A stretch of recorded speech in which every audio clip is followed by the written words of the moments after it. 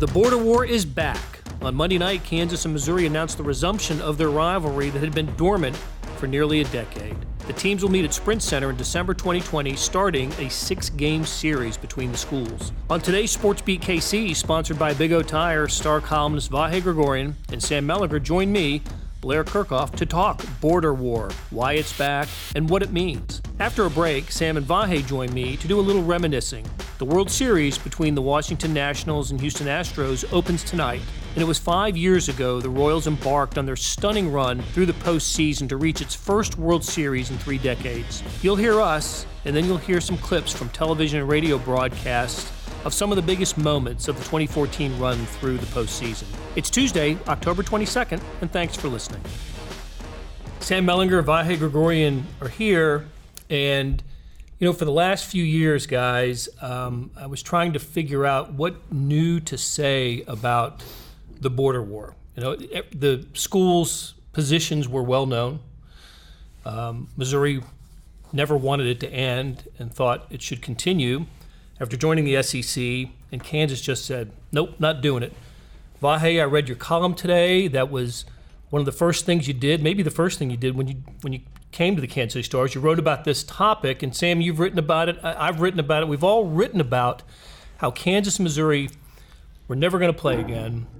And about 7:20 on Monday night, I'm just staring at my email, just over email, and there's a release from Missouri saying the border war is back. And the first thing I thought was, well, this is a fake account. This is ridiculous. Well, first of all, they wouldn't announce it this way if it was back. But then the Kansas information came, and it's back, baby. The border war is back. Vahe, let's start with you. I know it's someone who covered Missouri for as long as you have, or as long as you did. You were like me, and I think Sam agrees too, that it should never have ended, but we're happy it's back. Absolutely.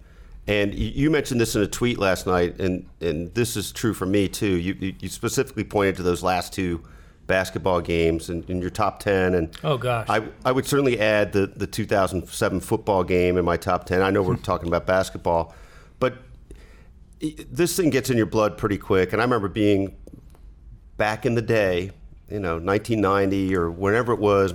I think my first game at Allen Fieldhouse was maybe they were 1-2, and it was Big Monday, and I couldn't believe what I was seeing. I couldn't believe what I was feeling, and it wasn't about seeing Missouri win or Kansas win. It was about the environment, and it became special to me immediately then.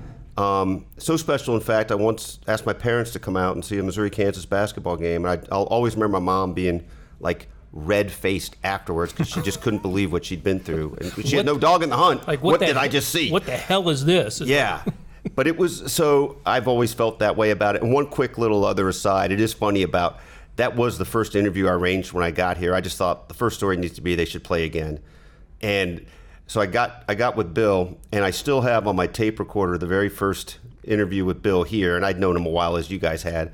But his first words on there were along the lines of something we all tease each other about all the time, where he knows exactly the number he's talking about, but leaves it a little bit to doubt. So he goes, hey, well, you may want to check me on this, but I think that there are more Kansas alums in the metro area than there are K-State and Missouri combined. Is that, it might be 57.8%. I'm totally warping the numbers, but he protested too much, right? I mean, it was always on his mind. Now, we'll get into why now, and it maybe it's not exactly resumption of some kind of we love you fest here, but look, it's part of the DNA. So why now, Sam? Well, there's the cynical view, and there's as I read in Mellinger Minutes. Yes, which was fantastic, by the way. If you read Mellinger Minutes, it's for Sam's breakdown. First of all, little behind the scenes.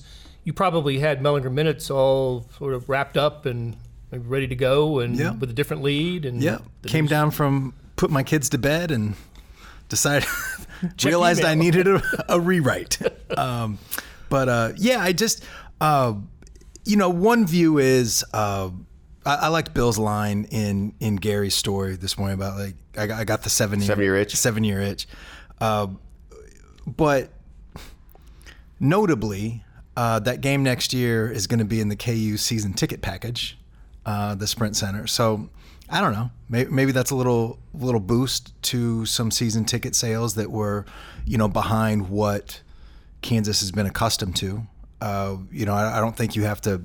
The dots are certainly there to connect that the football program is not awash in money with how they're handling David Beatty's buyout. So I mean that's one reason. But I think I don't know how everybody felt. But I always felt like it was going to happen again, and I think I probably would have said 5 to 10 years, and we're right in the middle there. But it's a weird feeling because, like, for those of us that grew up here or that have lived here for a long time, you just said it, Vahe, it gets in your blood. And the KU Missouri games when I was a kid and sort of, becoming aware of the world a little bit and falling in love with sports, KU Missouri, other than tournament games, playoff games, KU Missouri was the game that you could just tell was different. You could just tell. You could see it on TV. It was just louder, the way the announcers were treating it. You could just tell that game was different, and it meant something bigger and more to a lot of people in a way that obviously I didn't understand when I was 6 or 8 or 10 or whatever, but you realize the fact first, and then you realize the why later. And, it made me sad that for the last 7 years, and think about this, the kids that will be college freshmen next year going to that game will have been 5 years old. Or I'm sorry, they will have been 10 years old the last time that KU, maybe 5th grade. 5th, 6th graders. Yep, the last time. And so they don't know it. They've got to learn it if they've got an older sibling, if they've got parents, that's how they're going to get it. But I do think that 7 years hopefully is a short enough time that, the hatred will be like riding a bike. He's like, okay, that's a comfortable slipper, and we'll be awash in the hatred again because it really is a special deal. That quick aside that Blair should remember best because I think it specifically was from one of his stories. So in 2007, I'm still at the Post-Dispatch, but of course this is Arrowhead Armageddon, right? With the that game building up the way it did, and Blair, you did some really special things with relation to the underpinnings of why this is more than just a sports thing. And I'm pretty sure this was your story, even though I really want to think I got this and had it in my story, but I think I'm going to lean on the side of attribution. You were in contact with a couple historians, and I'm bummed out I can't immediately remember his name because I've had exchanges with him since. And I think you got into Order Number 11 a little bit. Yep.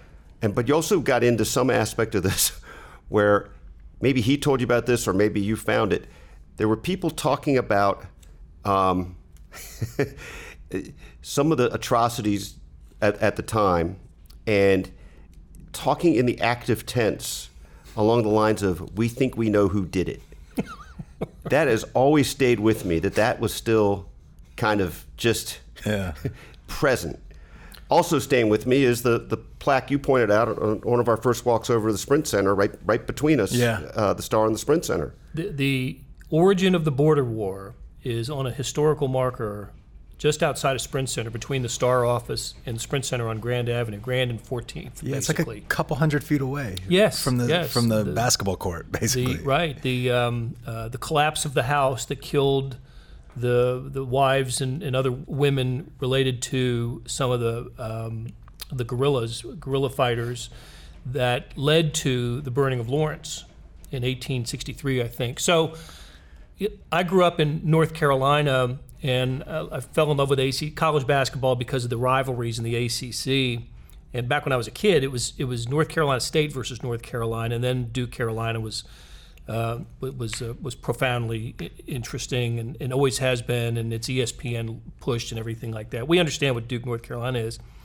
But I always tell people, now having been here for 30 years, I tell my friends in the East and anywhere else that people who are not familiar with our area, at least I did tell them this when Kansas and Missouri were playing, that there is no depth of feeling in a rivalry greater than Kansas and Missouri because of the historical roots of it. And And when I was digging into those roots for that football game in 07, I didn't expect to be surprised because I thought I'd heard everything, and I was a little surprised because it is deep rooted. And you said something in your Mellinger minutes, Sam, that is so true. People decide where to live in Kansas City based on this rivalry. Isn't that wild? Yeah, I mean, like, where else does that exist? Anywhere in the country? Nowhere. It is the one. Like, I am like, words matter. I get, sort of fatigue on like war metaphors in sports, threw a bullet, threw a bomb, battled, lost the battle but won the war, like all these things that seep their way into sports, and it's ridiculous, all of it. I hate it. It's just a game. Let me pause. I really changed my thinking on that after 9/11, by the way. Yes. That really had an impact on the way it kept it in the forefront of your mind, right? You wouldn't lapse into it. Right. Yeah. Exactly. Good way of putting it. Kansas, Missouri is the one place where I think it's apt. Like when they tried to go border war to border showdown, no. It was a border war. And this is the closest thing that we have to an actual war. It's the same kind of teams, or the same sort of the ancestors of one side. In a lot of ways, the Armins are on one side. and the Fam Bros on the other. Yeah, exactly right. Fighting Fam Exactly Bros. right. So let's call it what it is, man. Shout out. Thinking of you, Mike. All right, so let's roll down. The first game is December 2020 at Sprint Center, and then it alternates between Lawrence, Columbia, and then the final game in the 6-year series is at back at Sprint Center. Anything to that they went 2-2-2? Well, Missouri people will tell you that's 4 in Missouri. And they would be correct. Right. And Kansas people will tell you that's 4 in Big 12 country. That's right. That's right. So was there anything to? I kind of like it. I like I like that 2 of them are going to be at Sprint Center, and as we discuss that, let's also talk about the difference in the feeling there might be as a non-conference game versus a Big 12, Big 8, Big 7, Big 6 Missouri Valley game. Just a quick thought on that is just that I do wonder a little bit how that will feel on the campus sites, right? Although, again, any game at Allen Fieldhouse always has that extra. And a game against a team like Missouri, even if it's a little diminished by the conference thing, it's going to feel the same. I don't know exactly about Columbia. I'm not sure. I don't know why. Maybe it's just because I don't think I'm not used to that Mizzou arena really being a great atmosphere. I mean, it was obviously for the final game against Kansas, right? And it was that season in previous years. They were right.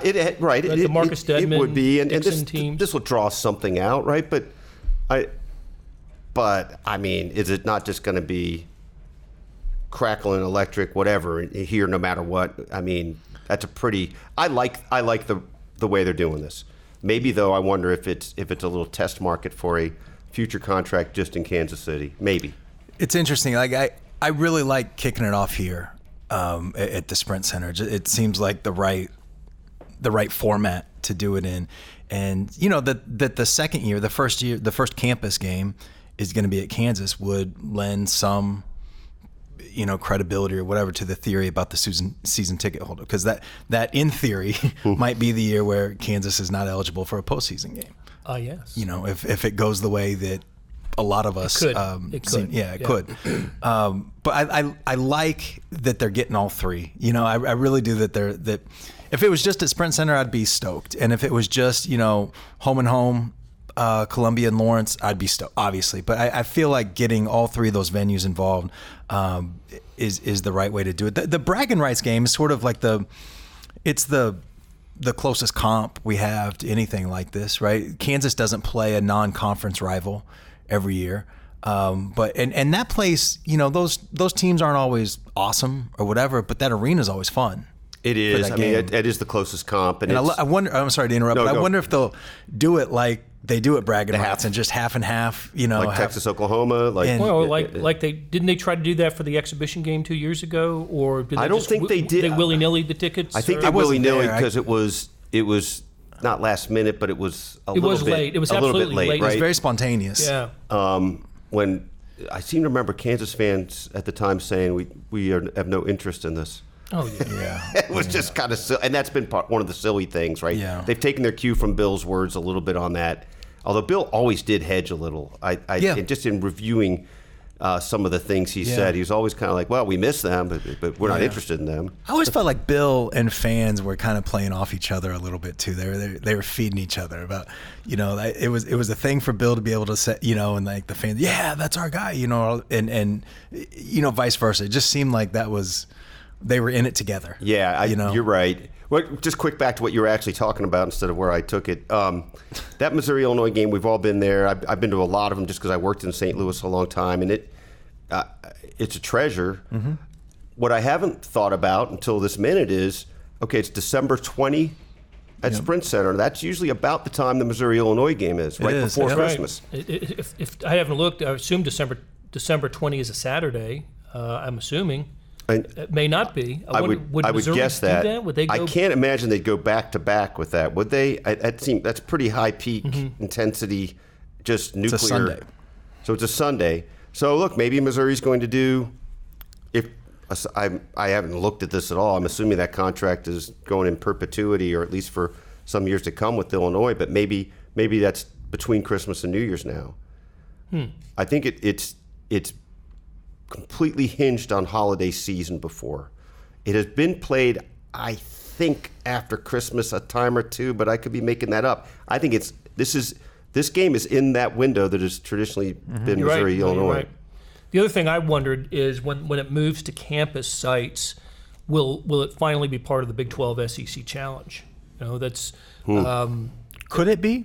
Yeah, I don't know how those TV contracts work. If you already have a game scheduled, could they just sort of I think it commandeer the game? Yeah, I think so. And I think in years that Kansas doesn't play Kentucky in the Champions Classic, ESPN always arranges a Kentucky-Kansas game for the Challenge. So maybe in one or two of those years that this game will be part of the Challenge. It doesn't, not necessarily, but now the teams know they have an opponent from that conference in those years. You'll know this off the top of your head, I think, but I don't. What were the traditional dates for those challenges now? Well, late January. Okay, so that's last week in January. That makes sense with as I recall this press release being laid out. At least the one I got from Kansas and not Missouri. The only dates put in there were December of the Sprint Center games, the two Sprint not Center the campus ones. So certainly could fit in that, but they obviously want some flexibility one way or another on that. So maybe it all connects. All right, so we touched on it just a second ago. You guys don't necessarily. Did you ever buy the anti-Kansas factions on this? I'll tell you where I did. The Kansas fans that didn't want this. The never agains. I think as you mentioned them. Never play 'ems. The never play 'ems. The one good point that they ever had, and it was only one, was that playing a non-conference game means less than a conference game. Oh, no That's doubt just about it. Factually accurate. That's it. But playing your most hated rival means more than playing Pitt State. As it should. Yes. As it always should. But I will add to that, having had so many discussions with Larry Keating over the years, who was the architect of KU's non-conference basketball schedule, there was such a formula to what Kansas was trying to do with its non-conference schedule in terms of how many the tournament, the 3 or 4 game tournament that they play, X number of home games, X number of home and away games against opponents that are nationally, they're always Champions Classic. They had so many sort of built-in opponents that sometimes it just didn't make sense to play an opponent with the profile of a Missouri at a home and home. Now, that disregards the part of the profile, which is the most important. Right. It's your historic, most treasured rival. Yeah, right. They actually should have started with that game and then built the schedule around, the rest of the conference schedule around. But, hey, I'm just glad it's back. And, Vahe, you mentioned it. The last year, you covered both of those games. The last year that Kansas and Missouri played, it was your last year in St. Louis, right? Because it was just about your last year in St. Louis. And I was pinch hitting covering Kansas that year because we lost our KU beat writer after the non-conference. Those two games, the one at Columbia where Marcus Dedmon just went off, scored 9 of their 11 points to end the game on an 11-0 run, and then the game in Lawrence where Kansas came from 19 down in the second half to win in overtime, as excited as I've ever seen Bill Self after a game. Yeah. We still use that photograph of him clenching his fist, Yeah. and those were remarkable atmosphere games. Yeah, they were supersonic sound in Allen Fieldhouse. I mean, one of those ones where you needed to bring the earplugs, and not in this case, not just for the sound system, which sometimes gets a little extra cranky in that decibel count. There are certain games, right? We've all been really lucky. There's going to be a lot of competition for our top 10 things that we've gotten to attend, right? Yeah. But there are certain things that are going to stay with you forever, and those just are two of them. And what's the reason? Because those games wouldn't stand out to us if we didn't, at the time, think they were the last for a while, right? They probably wouldn't have been played the same way. They still would have been great games. They would have been great, Yeah. but I dare say that the intensity might have been different, right? Yes, Maybe some I agree things with would have that. played out differently. Yep. Would have been intense as hell, but not as intense as that. Yeah. So Well, and then Kansas screwed up in the Big 12 tournament that year by losing in the semifinals. Broke my heart. Avoiding Missouri in the championship. well, Broke but something I thought about just last night. That was Missouri's the Big 12 exit tournament for Missouri. That's their last meaningful postseason win. Oh, They man. haven't won an NCAA tournament game since. Nope. They lost. That was the Norfolk State year, right? Right, Yeah. that was for sure. And then the next year they lost to Colorado State in the first round. Then they got thrashed by Florida State in the only other NCAA appearance. So Man, I Missouri's haven't thought last about that. meaningful Yeah. postseason game was them cursing themselves by chanting SEC and wearing those shirts. I think that As was they a were little being karma. handed the Big 12 trophy. Yeah, I thought I still don't really understand the mechanics why that was what Missouri wanted to walk out on.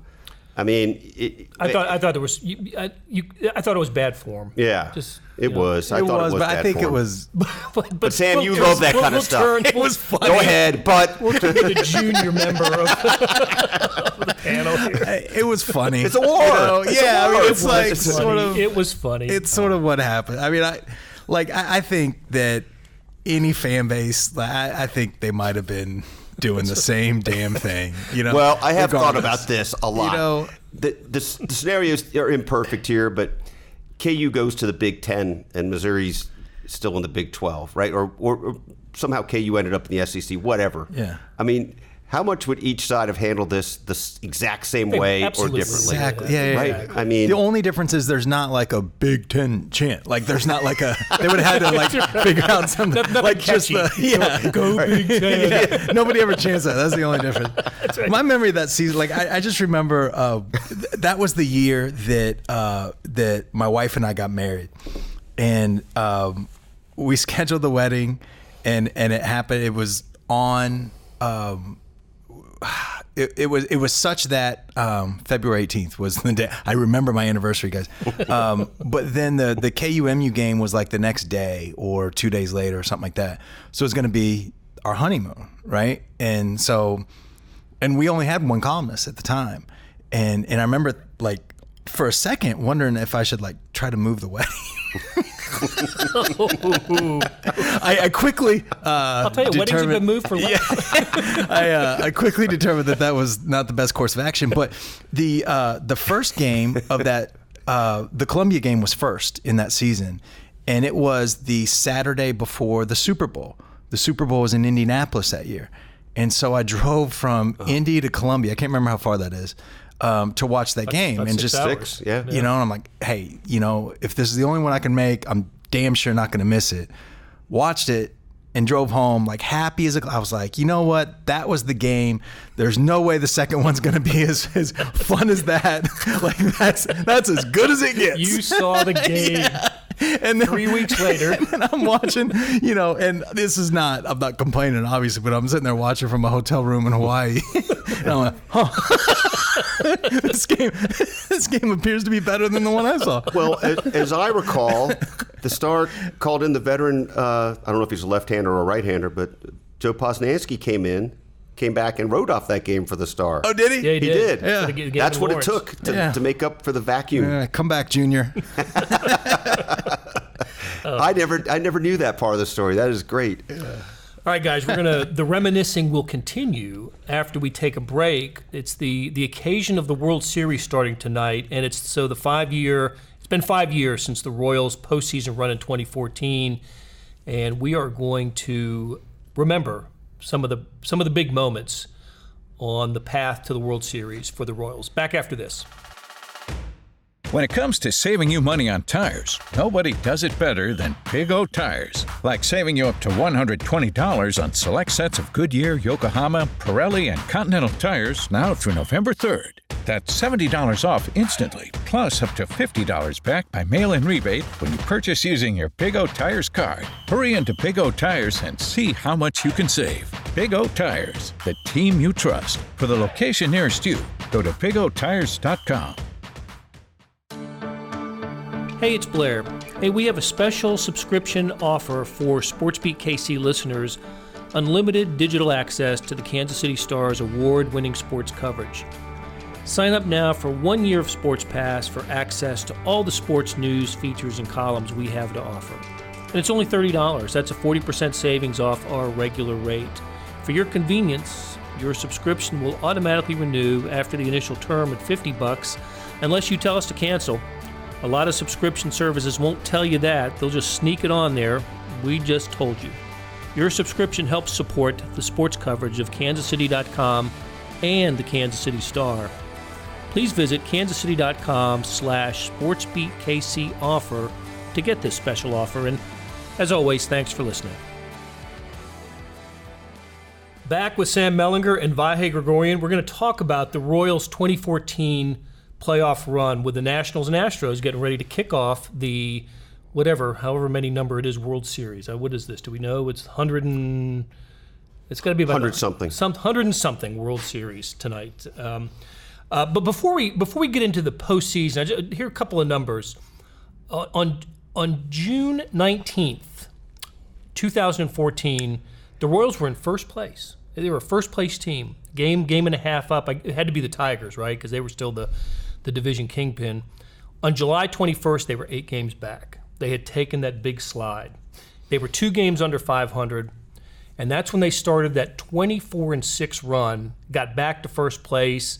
Now, the rest of the year, they sort of jockeyed position with the Tigers, ended up as the wild card team, but they were in the postseason for the first time. And I'll start by saying that when the Royals clinched the playoff position in Chicago, they still didn't know whether they're going to win the division or be a wild card team. This is what baseball and sports can do to you. At that time, my kids, my 2 oldest, 2 boys, were not living at home anymore. They were out and about. And I went back and called them and just had conversations with them because they had watched or had listened or paid attention to the game. And you just start thinking about going to games with your kids when you're young. And so that's how I spent getting back after writing and filing, and it's past midnight, and I don't remember where they were, but that's how meaningful that occasion was to me. And it's funny, as we were writing stories going into the postseason, I can remember talking to other people that way, including people who were at Chicago at the clincher, and people crying and hugging family members, and sports is stupid. It's just stupid, but it makes you feel that. Now, Sam, you got kids. They weren't born then. Sammy was a baby. Okay. Yeah, he was born in February of 2014. But I like sport. This is kind of what you're talking about, right? Like I've said this a million times, but like sports are the most irrelevant thing in the world, right up until the moment they're the most relevant thing in the world, and that was it, man. Like, I mean, it was just the memories that a lot of people had. We had been doing stories so long about how long it had been since the Royals were good that those stories were old. Like I remember doing stories. They were like the second, third generation of stories about how bad the Royals were. I remember doing a story. I think it was kids born in 1985 at their like 22nd birthday or something like that. The idea being they're probably out of college, they're building their lives, and like, why the hell are you people still Royals fans? And that story was 7 years old by the time 2014 came around. Some of those people I had talked to had been married and divorced, like signed and lost mortgages, like real life stuff had happened. And the other thing about it was that emotion, but you have that sometimes, like the Cubs had it the very next year. Oh, I remember the Red Sox in 2004 Yes. Absolutely had that. That was a century, just like the Cubs were, almost a century of that. But what you don't have a lot is, and I'm not going to say not ever, because I'm sure we can come up with examples, but you don't have that part of it, grown adults that can't remember the last time that this happened, combined with just a dizzying and almost unrealistic string of incredible baseball games. I mean, just that wild card game. I bought tickets. We bought tickets. My wife and her brother to go, and I don't remember. I think it's one of those things like if you have a bad memory, you try and push it out. Like I don't remember what we paid for those tickets, but it was a lot. I remember like cringing when I hit, confirmed payment. Because you were never when were you ever gonna see a Royals postseason game? It was the last playoff game until, like our baby was 50 and like hopefully was a doctor and could take us then. But, and I remember I texted my wife in the 7th inning or whatever it was when it's, 7-1, what the score. And I was just like, sorry about the game, kind of sucks, but hope you guys had fun. And the next time I talked to her is the next morning, and it was just like, what the hell happened? That was incredible. And then it was that was probably the best game, with the stakes and everything. But I mean, it was, the Moustakas in Anaheim, all the Baltimore games, the Wade Davis game the next year, the Astros game 4, the Johnny Cueto game. It was just like, game after game after game. That game was the portal to it all, right? Oh my God. I mean, I think that game changed everything. Even 2015, I don't think happens the same way without that. I think there's something to that. I loved how, Vahe, you had just gotten to Kansas City. Sam had covered more than a decade of terrible baseball. We had lived through decades of terrible baseball. You get here from St. Louis, and right away, you didn't see you don't see a losing team. This is what happens. End of 13, right. That's Royals baseball. Well, a thing that's funny. This is true. Because I came here with a fresh set of eyes, everything sort of looked possible to me. Right. I was not always in this mode of what is the ridiculous thing that's going to happen. And I've certainly seen it before and since, but I didn't feel like that. I sort of thought, this team's kind of interesting at 13. They seem to be on an upward surge, but I think what everybody else naturally would feel is like they're still not there, and this has been so long, right? It's the baggage. Ned and Dayton, are they really going to make it, and et cetera, et cetera. And again, we can still look at that A's game as a hinge on how that could have changed. I don't know how much of the Fire Ned column you'd written that night, but it was, it was bubbling. More than a couple paragraphs, I think. So, I remember right. So there's that aspect of it, but part of that also was a real appreciation of this point that it fast forwarded us into living here. I mean, we'd been here about a year. That's interesting. But Cindy and I have talked about this a lot. We were engulfed in the community in a way, circling back to your point with your boys, Blair. I mean, you just feel it in a way like it all wove together. So part of that was, remember how present the Royals themselves were in the community, right? The whole thing with McFadden's and you'd see them out everywhere, yeah. All those things, but you sort of felt like we're all just in this. That's a really weird thing to say out loud as a sports writer, but you kind of felt like that we're all one entity almost. And I've always told my friends in St. Louis, you don't have any way to appreciate what this meant to Kansas City because you're I think the longest the Cardinals have not been in a postseason is like 12 years in the last 90. Yeah. And so it's just an entirely different feeling. And for it to go from that wild card game all the way to the end, that was the part that was, didn't most people sort of feel like, well, okay, they won the wild card game, it's okay to lose to the Angels. They get a real series. Yeah. Yep. Right, but at least they get a real they get a real series. And that first night in California, I remember thinking, oh, this maybe is going to be a little different than what I thought. It was the way it happened. It was Moustakas, the guy that had been demoted and then brought back up. And people like to say that when he was brought back up, it changed his confidence and all that stuff. But his numbers were pretty miserable after he got brought back up. Just some power, right? I mean, a little bit. But if you go back, his slash line was not, it was not, it was like borderline playable. And he was really fighting it. And then they talk about once the playoffs start, everybody's average is 0. And I don't know how much of this is like reverse engineering and just trying to figure something out. But when he hit that home run was it the 12th inning or the 11th inning? And I just will never forget that. And that stadium is it's LA traffic, but it's very close, a short drive from where he grew up. And I remember him rounding the bases. The ball went out as right field, and he was about halfway between first and second, and he just took his fists and pounded them together, like pounded one fist with the other one. And it was an emotion. It was a thing that he had never done before. And you could see it all in that one little move. And I think that it changed. And that was also the first of many moments where the Royals are on the road and they do something and the stadium is silent, and the only thing that you can hear, even all the way up in the press box, is a bunch of noise from one specific area. It's the dugout, and then it's the family section that is screaming, and everybody else is silent. It was so cool. You just reminded me of this, and of course, this was kind of just a side note here, but that's the night that Greg Holland arrived from. Oh, that's right. From his North child being Carolina, born from North Carolina, flying across the country in the 5th inning. Yeah. And as I recall, running with his bag and being yelled at by security, I think had to yell, "I'm a player." Yeah. Right. Had to talk his way into the stadium, basically. Yeah.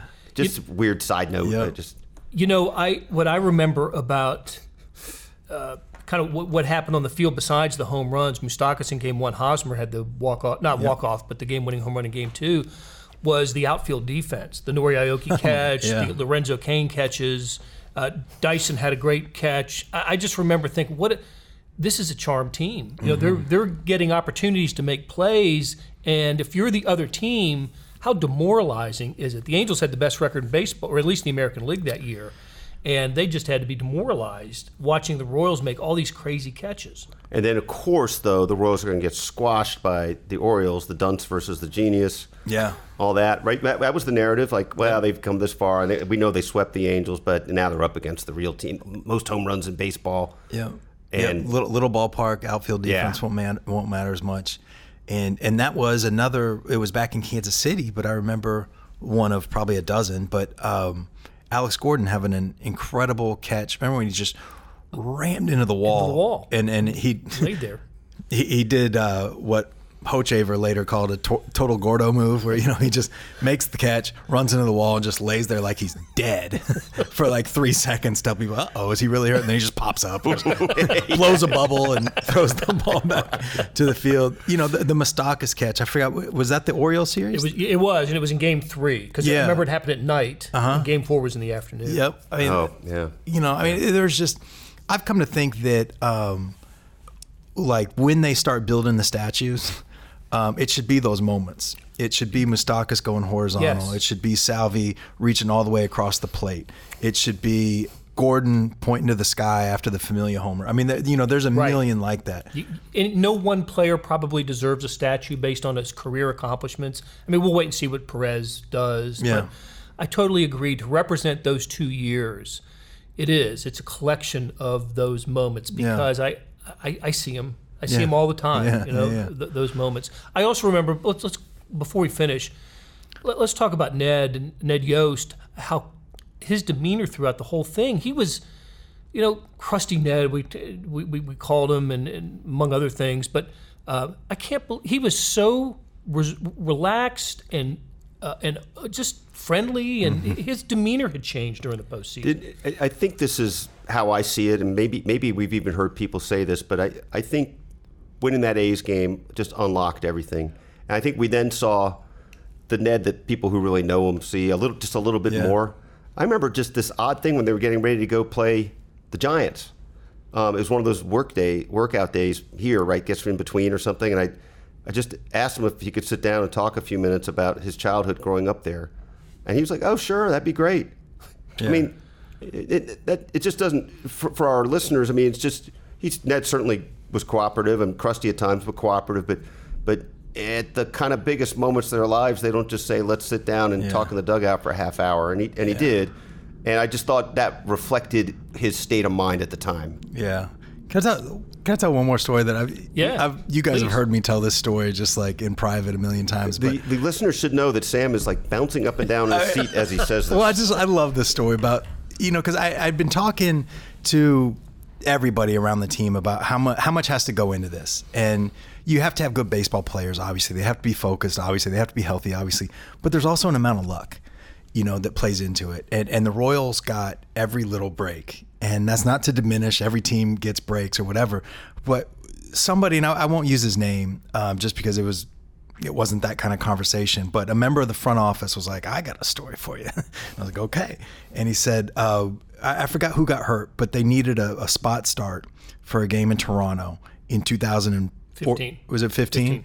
And it was down to Aaron Brooks, and I forgot the other guy. I know the story. And the Royals executive that I'm talking to says, we had a meeting about it, and everybody's making their point.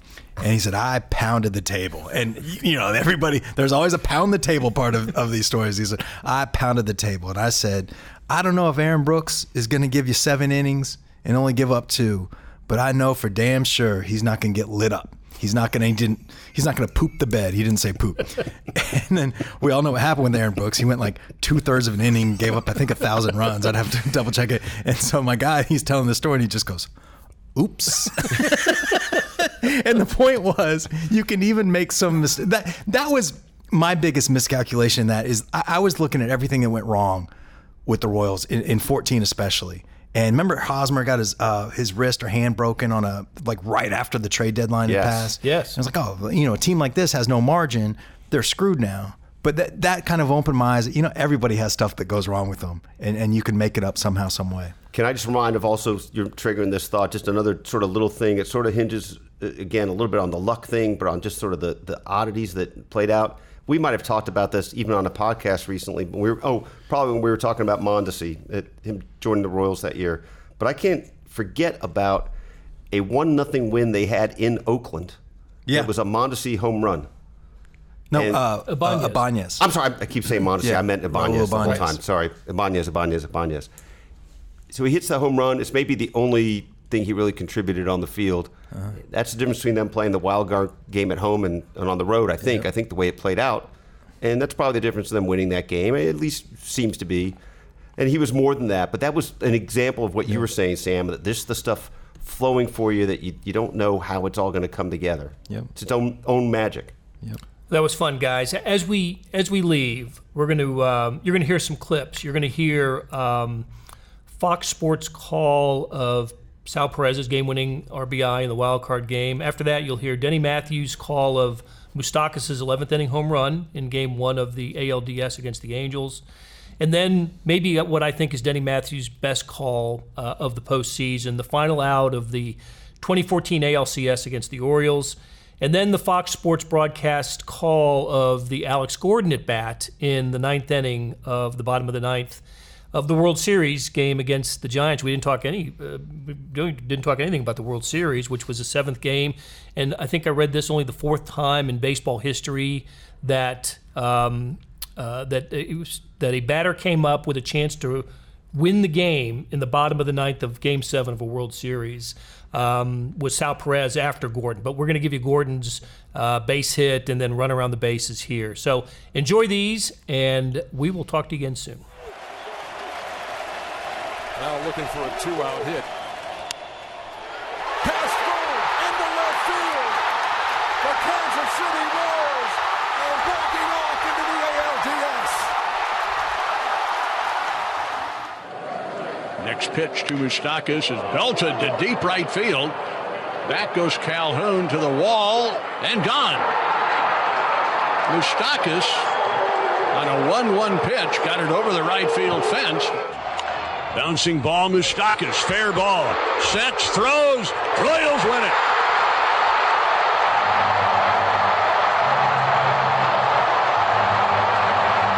Kansas City, you've got a World Series. That's in the air to left center. That ball is down. And it gets passed to the wall. Gordon is going to dig for third. A mistake in the outfield. And he will hold there with 2 out. representing the tying run.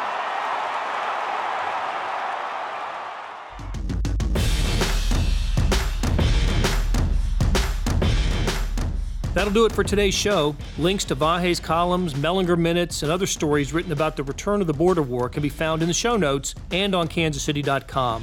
Thanks to Leah Becerra and Kathy Lou for their production expertise. You can find SportsBeat KC just about anywhere you can download a podcast. Thanks for doing it today and in the future. We'll be back on Wednesday to talk sports in Kansas City. I think a little Chiefs and Big 12 basketball will be the topics. Talk to you then.